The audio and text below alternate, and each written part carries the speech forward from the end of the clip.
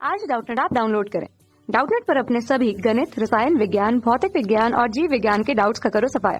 बस प्रश्न की फोटो खींचो, एक ही प्रश्न को क्रॉप करो और तुरंत वीडियो सोल्यूशन पाओ।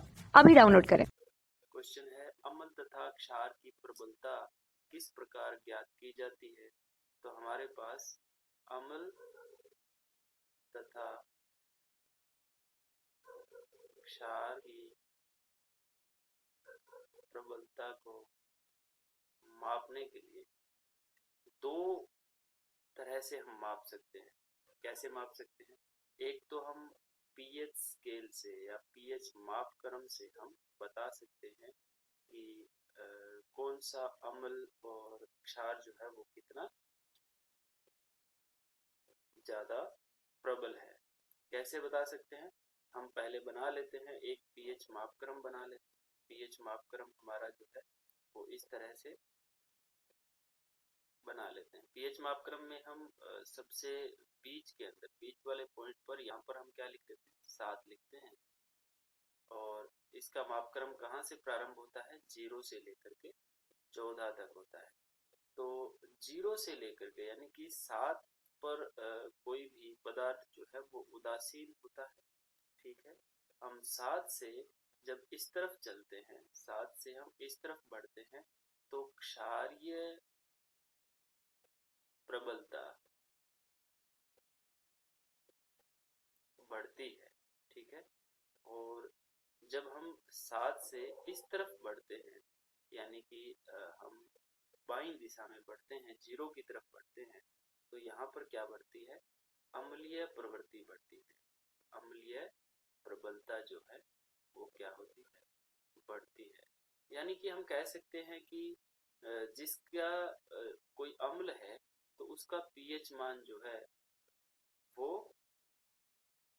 0 से 7 के बीच में होता है, और जो क्षार होता है उसका पीएच मान जो है वो 7 से 14 के बीच में होता है। तो ये पीएच मान से हम बता सकते हैं कि वो कितना प्रबल है। अगर वो 0 के आसपास है तो हम कहेंगे कि बहुत ज्यादा प्रबल है, और कोई 14 के आसपास है तो हम कहेंगे कि वो बहुत ज्यादा क्षारीय है। पीएच के अंदर अगर किसी का मान 14 के आसपास आता है तो हम कहेंगे वो बहुत ज्यादा क्षारीय है। अब हमारे पास दूसरा तरीका एक और है प्रबलता मापने का, और वो तरीका है कि हम किसी विलयन के अंदर, किसी विलयन के अंदर, मान लेते हैं ये हमारे पास विलयन, और एक पात्र के अंदर, दूसरे पात्र के अंदर हमारे पास दूसरा विलयन।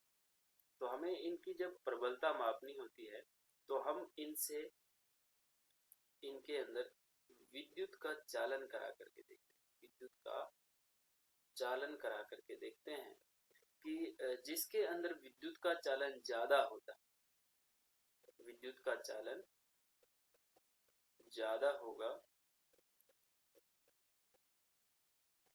वह ज्यादा अम्लीय या क्षारीय विलयन होगा। बात समझ आई? तो क्या होता है विद्युत का चालन? किस वजह से होता है? विद्युत का चालन होता है आयनों की वजह से। विद्युत का चालन जो है वो आयनों के कारण जो होता है वो विद्युत का चालन होता है। तो आयनों की वजह से विद्युत का जब चालन होता है तो जितने ज्यादा विद्युत का चालन होता है, इसका मतलब उसके अंदर आयन जो है वो उतने ही ज्यादा होते हैं। इसका मतलब है कि वो उस विलयन के अंदर उतने ही ज्यादा आयनों के अंदर विभक्त हो जाता है, जल्दी से टूट जाता है। या हम कह सकते हैं कि जो ज्यादा प्रबल होता है, जो ज्यादा प्रबल होता है, एक ये हमें याद रखना है कि ज्यादा जो प्रबल होता है वो क्या होता है? जल्दी टूटता है। क्या करता है वो? जल्दी टूटता है। ठीक है, विखंडित होता है। ठीक है, अगर अम्ल होगा तो वो जल्दी से H प्लस आयन दे देगा, है ना? और क्षार होगा तो वो क्या करेगा? अम्ल होगा तो वो H प्लस आयन दे देगा, और अगर वो क्षार हुआ, प्रबल क्षार हुआ, तो वो जल्दी से OH माइनस आयन दे देगा, यानी कि आयनों के अंदर वो टूट जाएगा। तो इससे हम बता सकते हैं कि वो क्या है? प्रबल अम्ल है या प्रबल क्षार है। इस तरह से हम प्रबलता को निर्धारित करते हैं। धन्यवाद। कक्षा 6 से 12वीं से लेकर नीट, IIT, जेईई वो एडवांस के लेवल तक 1 करोड़ से ज्यादा छात्रों का भरोसा। आज ही डाउनलोड करें डाउटनेट ऐप या व्हाट्सएप करें अपने सारे डाउट्स 8400 400 400 पर।